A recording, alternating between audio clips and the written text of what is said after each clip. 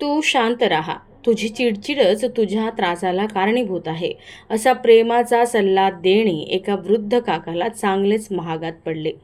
काकाचा हा सल्ला जिव्हारी लागलेल्या पुतण्याने सूडबुद्धीने झोपेत असलेल्या काकांचा कुऱ्हाडीने गळा चिरून खून केल्याची धक्कादायक घटना गडचिरोली जिल्ह्यातील कोरची तालुक्यातील मुले टिपदी कसा गावात उघडकीस आली आहे.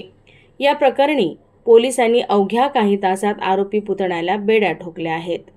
पुनाराम बैसाकू धुर्वे असे मृतकाचे नाव आहे, तर रामनाथ शामराव धुर्वे असे अटक करण्यात आलेल्या आरोपी पुतण्याचे नाव आहे.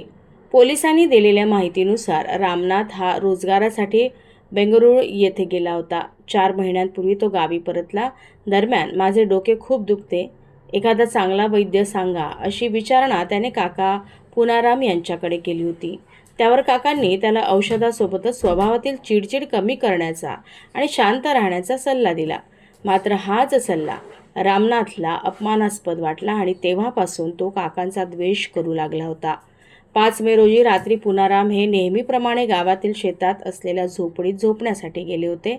मध्यरात्रीच्या सुमारास संधी शोधत असलेल्या रामनाथने तिथे दबा धरला. काका गाढ झोपेत असल्याची खात्री पटताच त्याने धारदार कुऱ्हाडीने त्यांच्या मानेवर सपासप वार केले.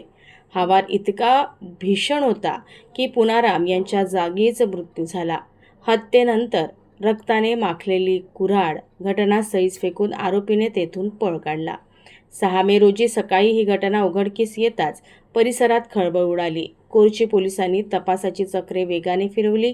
संशयाची सुई रामनाथ धुर्वेकडे वळताच शोध मोहीम राबवून त्याला राहत्या घरातून अटक केली.